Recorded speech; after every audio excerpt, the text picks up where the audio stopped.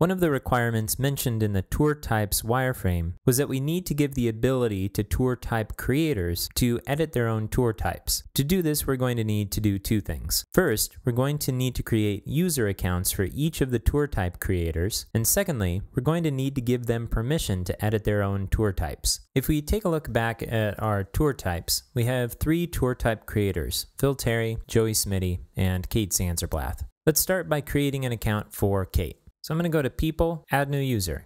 For the email address, we'll do kate@example.com. For the username, we'll put Kate. And then for the password, we're going to enter a random string. What I typically do is just mash on the keyboard up here in the username, and then I'm going to cut that and paste it in the password and confirm password. In general, you're not going to need to know the passwords of your users in order to manage their accounts. In fact, it's probably more secure if you don't know it. When Kate is ready to come in and edit some of her content, she can use the password reset form to reset her password to something only she knows. And we'll demonstrate in a moment how we can use a module called Masquerade in order to pretend we're Kate on the site and see what she would see. I'm going to scroll down. We'll leave the status as active. We'll talk a bit more about this later. For roles, we'll leave this checked at Authenticated User and leave Administrator unchecked. We'll talk about roles next. Notify User of New Account would send an email to Kate letting her know that her account had been created. We'll leave the picture empty for now. We'll leave the Personal Contact form checked here.